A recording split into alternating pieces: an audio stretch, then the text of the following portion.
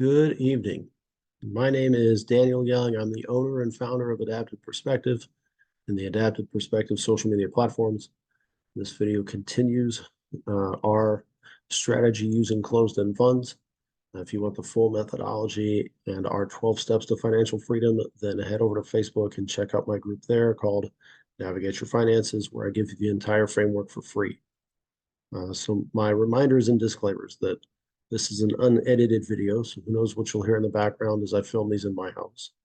I am not a financial advisor. I am a financial strategist, and I don't speak like the herd. I walk in limited company, and sometimes I walk alone. And the fourth one I'm going to add is that this is the second attempt at this video. Why the second attempt?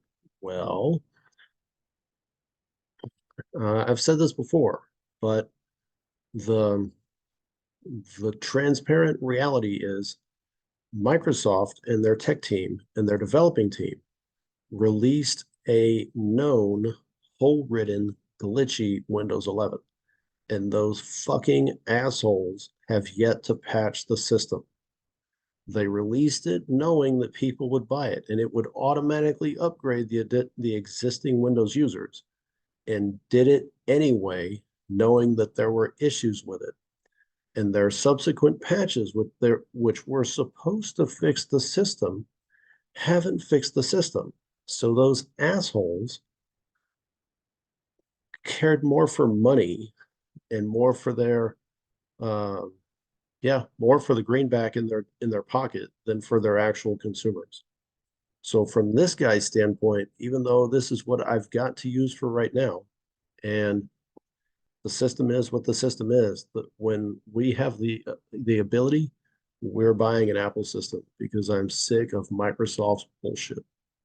So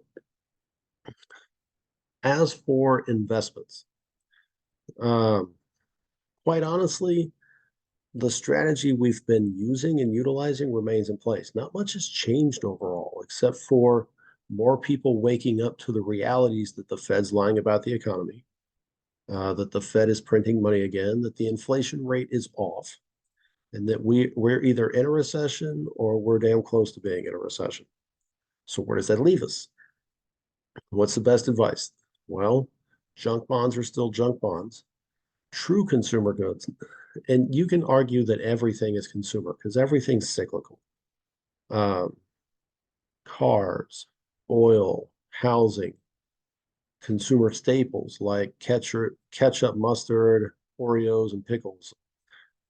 All of that is cyclical to a degree, but true consumer goods, the consumer staples in ketchup, mustard, Oreos, and pickles, that's way too chaotic, and especially on the global scale. Uh, we want to buy now. We want to buy the best deal possible now with a long-term game plan in mind. And we want to buy knowing how the herd moves. So what does that mean? It's what comes to mind first is Robert Kiyosaki's advice. Buy what the Fed cannot print. So as a reminder, if you haven't watched any of my videos for the last 2 months, really the last 5 to 6 months, uh, what have we been targeting?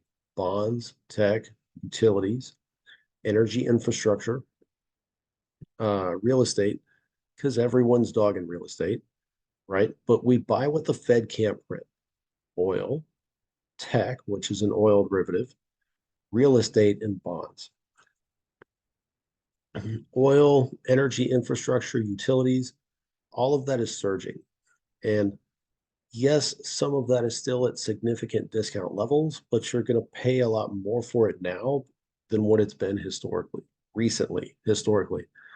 Um, Tech is still bubbling, it's percolating. You can get it cheap, but it's also going to be higher than what it's been. Um, Real estate's the outright dog. Like everybody dogs real estate, but I mean, between bonds and loans and corporate bonds and real estate, it all kind of goes together in ways. Like they're all separate, but they're all very similar. Um, the current dip of things, uh, we're not, so like if you look at a wave pattern, right? If you look at really small wave pattern, we're not at that dip before the wave. We're kind of level. But if you can still get it, if you can still get bonds at a great discount now when they swell, now you have the option to either sell high, right, or continue looking forward beyond that into the next investment. But as bonds hits the new wave cycle, when bonds are high, something else will be low, right? So we can buy bonds now, wait for them to go high, not buy them, right? Buy something else knowing it'll be low. Um, but we can buy bonds now and then look for something else to invest in the future and still based on the long-term game plan. And that means the strategy overall is still intact. The same strategy we've had. We're looking at bonds, we're looking at real estate, and then if we can snag tech, we'll snag tech too. If we could snag oil, we would, but oil and energy infrastructure overall is just higher than what it's been. So besides Kiyosaki, I also got to give an ear to Brett Owens and the Contrarian Outlook team. When when that team of people, who is the only paid for service I get, okay, when they're encouraging bonds with the bond bullback, that's noteworthy. It's more, I don't want to say it's more noteworthy. It's more kind of like ear perking up. So we've been saying it, Brett Owens has been saying it, and now the herd overall, with all those tomfool people on the Circle Junkie group, uh, everybody is pushing bonds right now. So that's kind of like blood in the water. And I'm going to say this a little bit differently later, but the bigger guys in the closed-end fund world are not at significant discounts. But that doesn't mean we can't find significant discounts in the bond world and closed-end funds, right? So with everybody hopping on the bond bandwagon, it's a signal for a lot of different things. It's, the Fed is hinting that they're going to go back. The Fed is more than hinting that they're going to go back into obvious quantitative easing or printing mode as opposed to the quiet QE mode. And even though inflation is up, so the Fed has been quietly printing, QE, quiet QE, like printing on the down low, to now obvious QE, printing in the open. So we've had steady rates, and then the Fed started quietly printing money, and then we've had some core inflation data go up a little bit. So steady rate, steady market, steady everything. There's no reason why that rate would increase unless the Fed is printing money again and devaluing money. But not only is the Fed moving into more obvious quantitative easing or printing money, we have international groups now lowering rates. So the Fed is also signaling that they're going to lower rates. And if the Fed lowers rates, what area of the market would do well with a rate cut? All of them. But what corners of the market would do exceptionally well with a rate cut? Right? That's bonds. When rates go down, bonds go up. When rates go up, bonds go down. So with an interest rate cut looming, that's why everybody's kind of hopping on the bond train, knowing that when rates drop, bond prices and dividends will go up. So if you could snag a steal now and it pays well now, it'll pay even more. It'll pay better, right? Pay more when rates go down. So the Fed cannot print bonds, but they can influence bonds because the Fed rate influences everything. So the Fed prints money, right? That drives inflation up. When they stop printing money and attempt to somehow draw money out of the market, then rates also, excuse me, I'll back up. When the Fed prints money, it devalues money and inflation goes up. When they raise rates, bonds go down. with these coming rate cuts, however many there are, cut rates and bonds will go up. So that's the inverse tie. But we want to buy what the Fed cannot print, and they can't print bonds. They can influence it just like everything else, but they can't print it. So on our end of things, I'm not looking to ETFs. ETFs and mutual funds, that's not my game. The big guys in the closed-end fund world, like the big bond gurus in the closed-end fund world, are not selling for historic discounts right now. But that doesn't mean we still can't find a steal in the bond world. So I'm hoping this video makes it through and doesn't pause again. Because if it pauses again, that'll be exceedingly frustrating.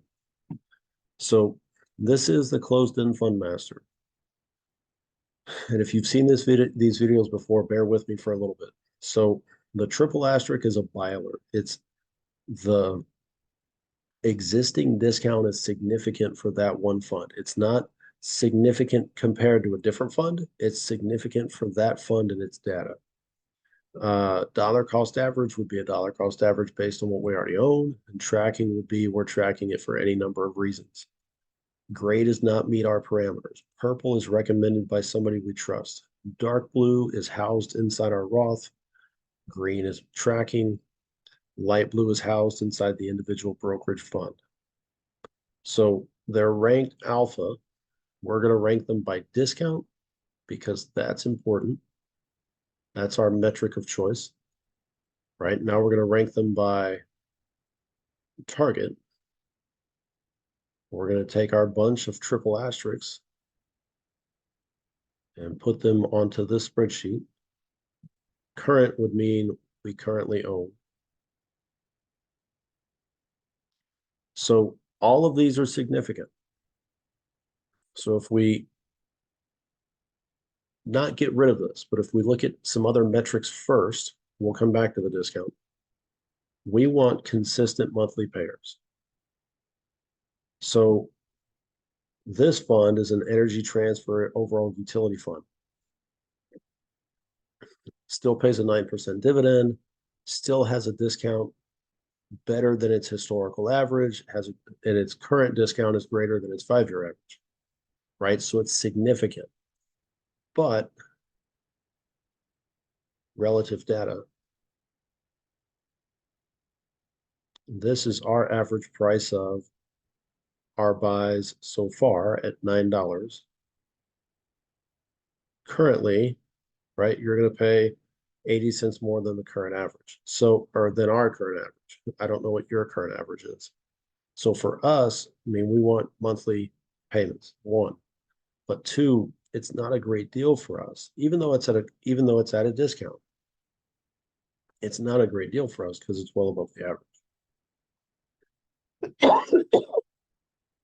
So now that we're all looking at monthly, now we're going to base it on yield. If we were looking at the individual brokerage account, like if we were actively investing into that account, we've sold some stuff. If we're going to roll that over into something new, then RMM would be a good option because it's a municipal fund and it's tax-free money. So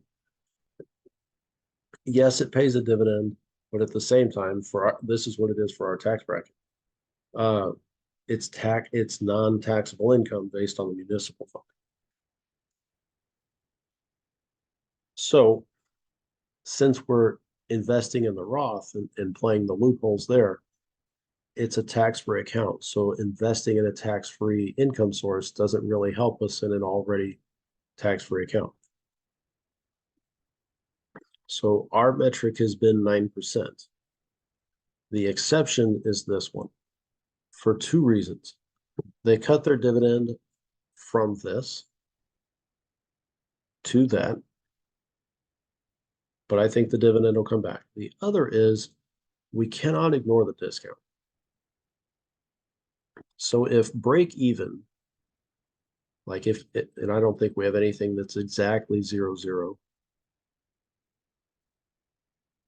So at break even, at 0% discount, $1 invested is $1 invested. at at a premium, like it at an almost 97% premium. Instead of the dollar, you're paying a dollar and like 1.97 for every share of GUT. At the same time, you're paying just 50 cents a share for every dollar invested for HFRO. So to get it completely 50% off in is just insane.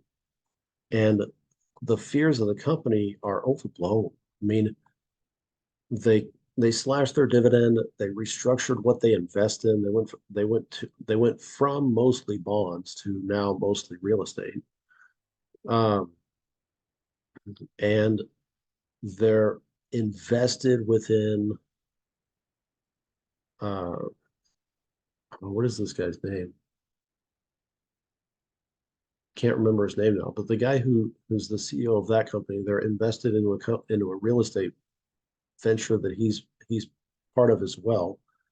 But at the same time, the fears seem to be overblown.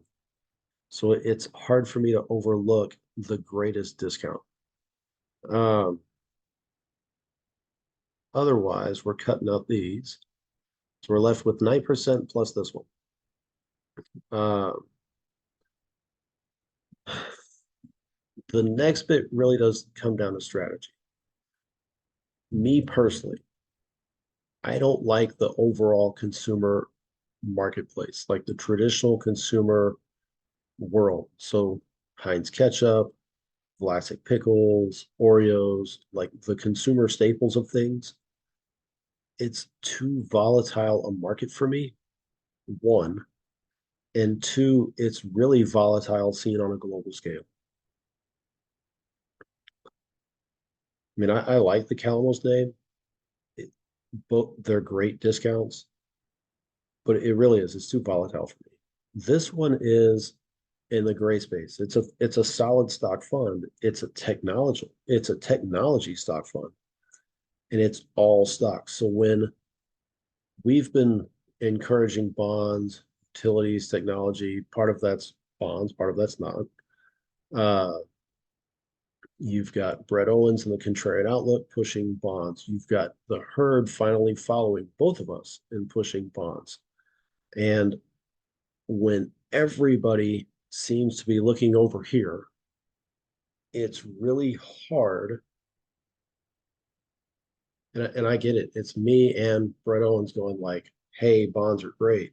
And when the herd goes, hey, bonds are great, focus on this, it makes me go, wait a minute. Because when the herd finally, whether the herd follows or whether the herd leads, it makes me look at what the herd's not looking at.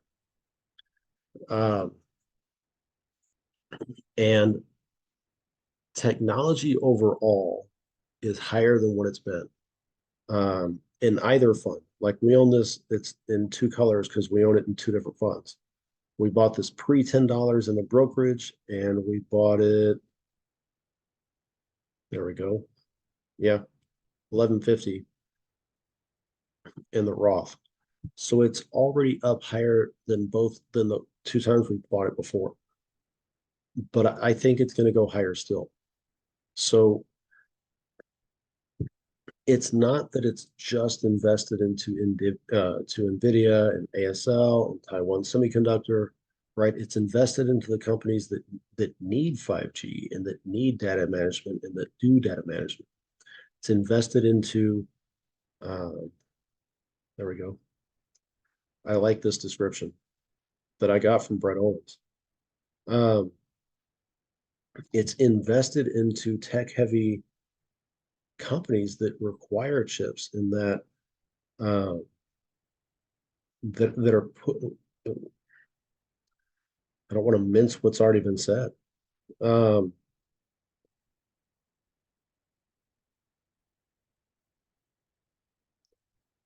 yep, they also use a covered call strategy. It's this,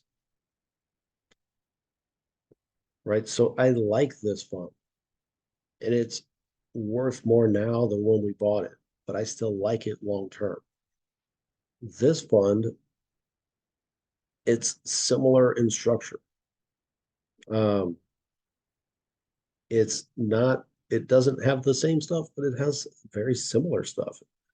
Um, it's a lot more global than this one. And I could argue for both, but we already own one, to just own a second one. And from my standpoint, like the whole diversity for diversity's sake just doesn't make sense to me. So that leaves us with this, all funds that we own. But what's the best option? It comes down to strategy, and it also comes down to comfort level. Um, so the formula equals that minus sum of these things will tell you what you have left. If we want to carry, if we said equals the sum of these things, we can look at the overall annual yield, annual dividend. So as I highlight these things, you can pause the video and go back and read them.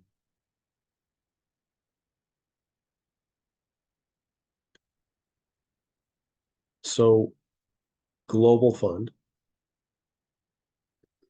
mixed, all US corporate bonds, technology, mostly US. So in general, I don't like global funds on the consumer side. I'm of our history with this fund, it doesn't bother me.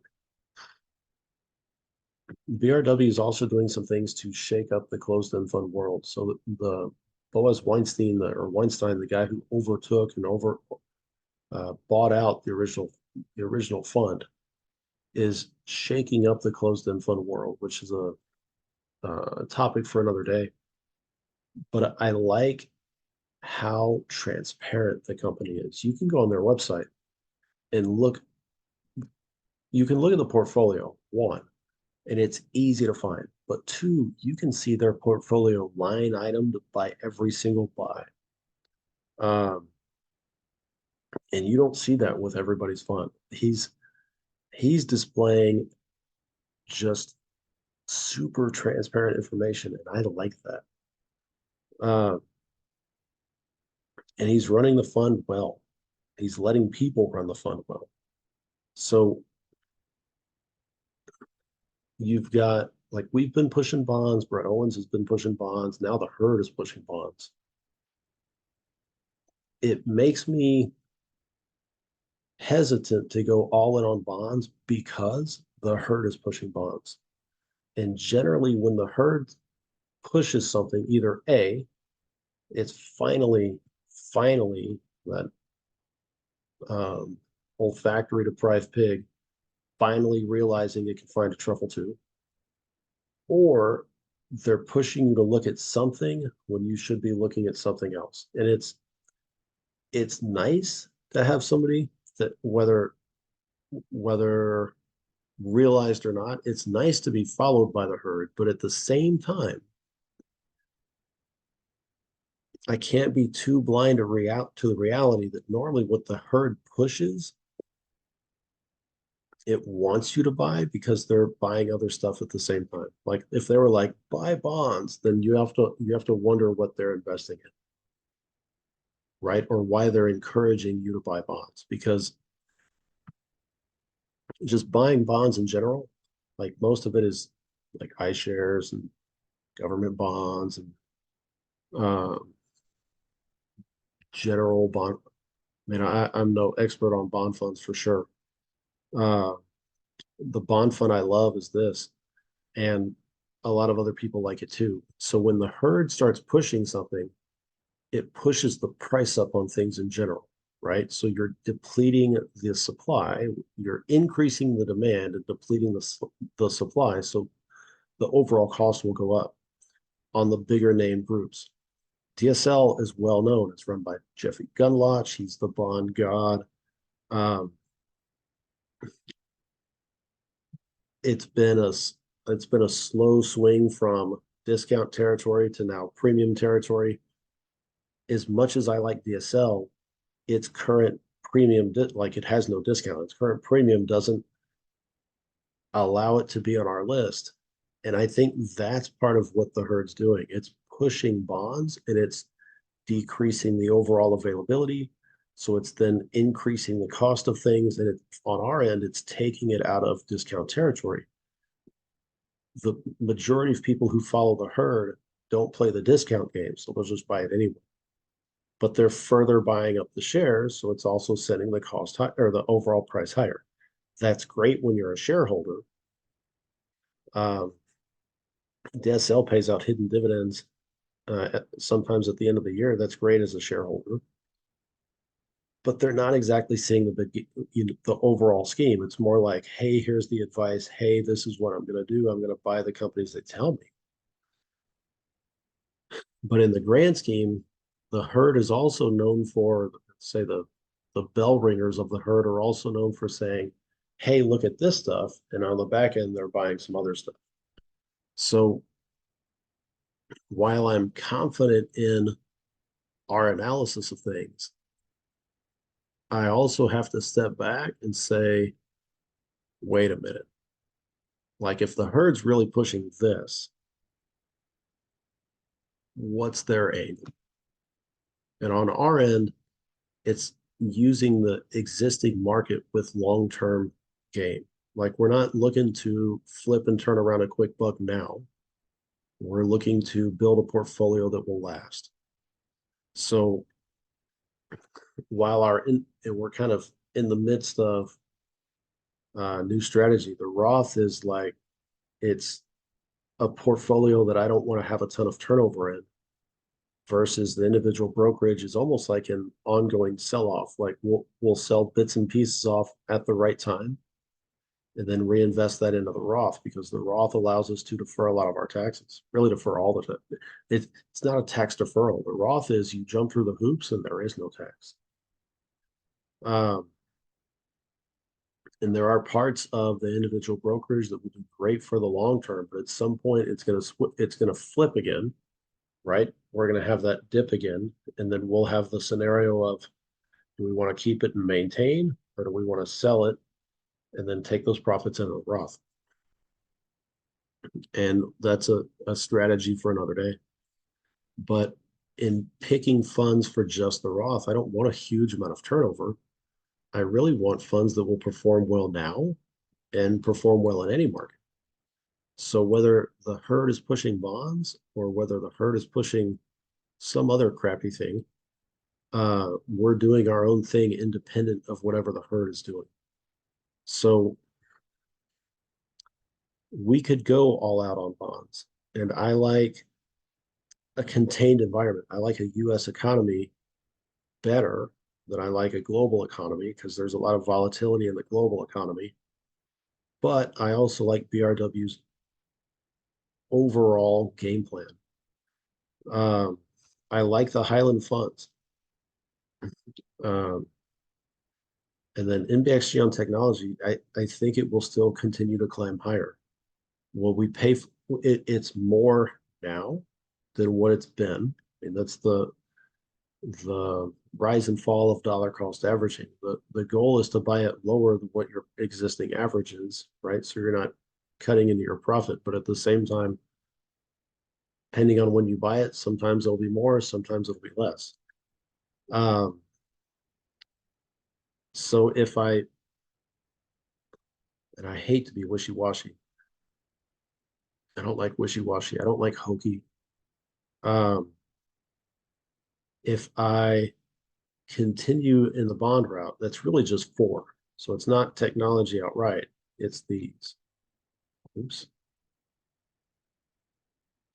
And I like buying in sets of 50s, whether it's 50, 150, 200. I like buying in sets of 50. Oops. That's the current aisle. So currently, currently we have this.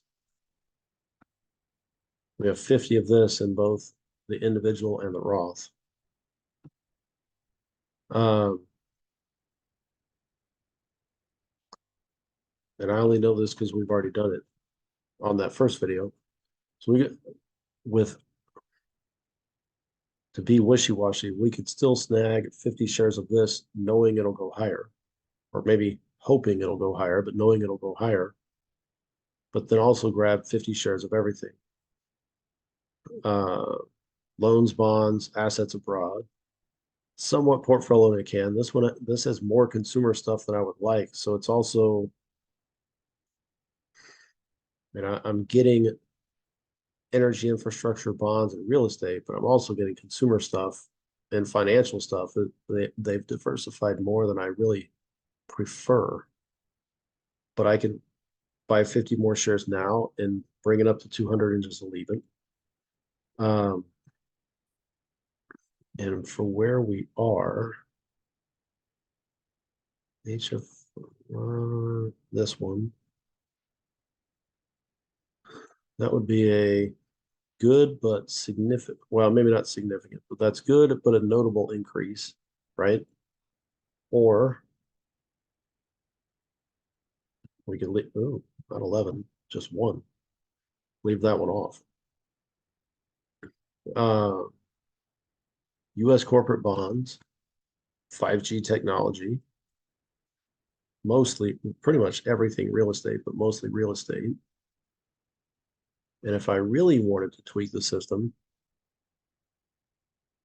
I don't think I can do, oh, I can do that. If I really wanted to push it, it's all US bonds, international bonds and loans, technology, real estate. I could do it that way.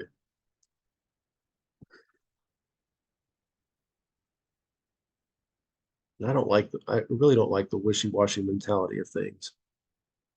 But if I go for just a spread of things, so top four, right? So we go back here. So loans, bonds, assets abroad, US corporate loan or US corporate bonds. Portfolio in a can, sorry, real estate, portfolio in a can, plus technology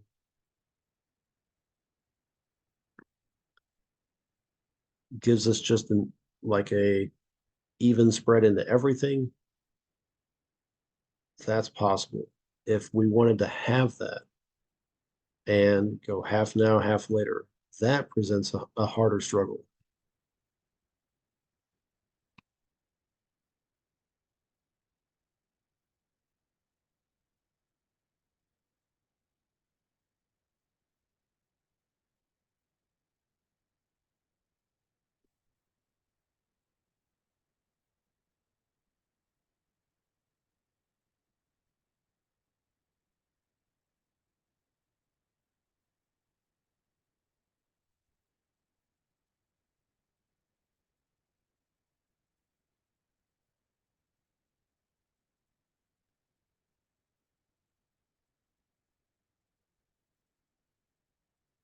I'm thinking, I'm not paused on you. It's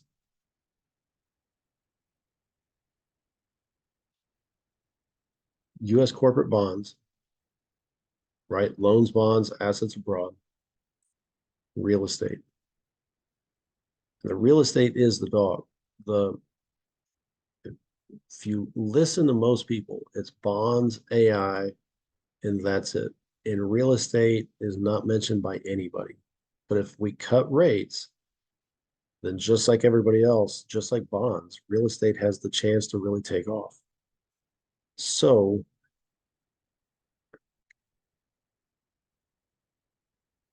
the outlier to that is how much you want to be into tech. If you buy tech now, it's going to be more expensive than it was 6 months ago. And I think at some point it will bubble, like that bubble will pop. But at what price point it pops, I don't know. It could climb another $10 and then pop and drop $5. Like, really don't know. But our world is such that we're in a place that we're not going to be able to escape technology. So, I mean, the outlier is how much do you want to invest in technology? knowing that it's not really going away. It might decrease at some point, it might bubble at some point, but it's not exactly going to get gone.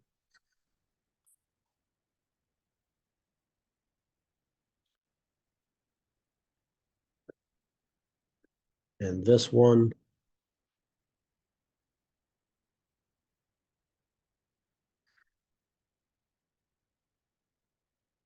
yeah, I'm going to call it there. I could whiff a waffle all night, but that's not my point. I don't like doing it.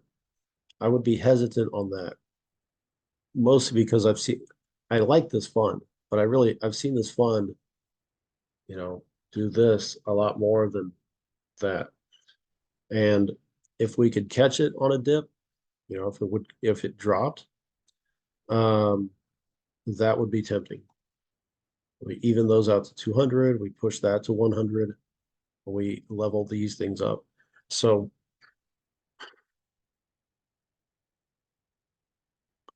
yeah, so if we're gonna spend all of this, I think it's just a 50 share spread across. If we're gonna spend half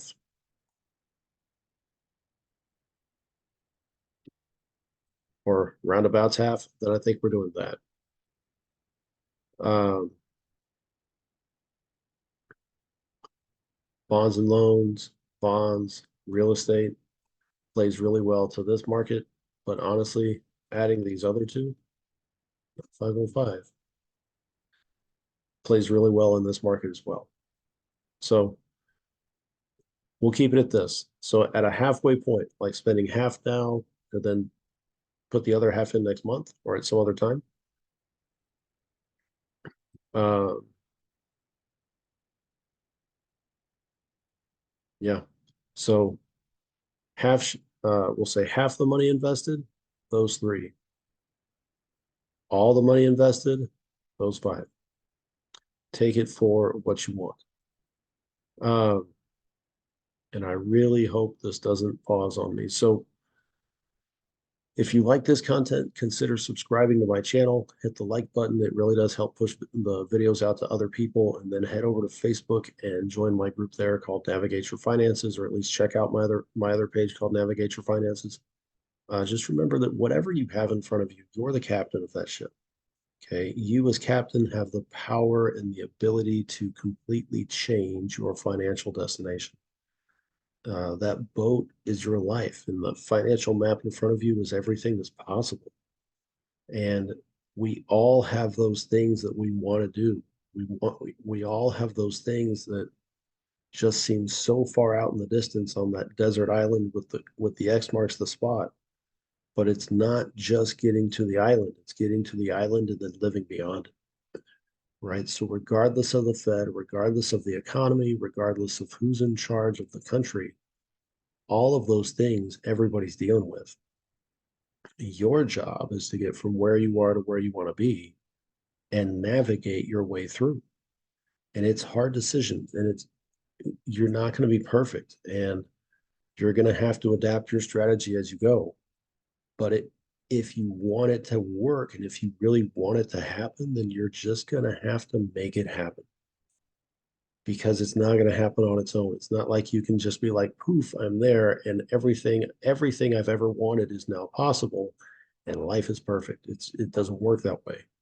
If you want your dreams to become your reality, if you want to live right, if you want to live beyond that island, then you have to do something about it.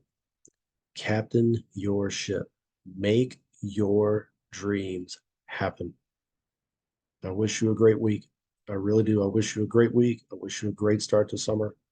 And I will see y'all on another video. Bye bye.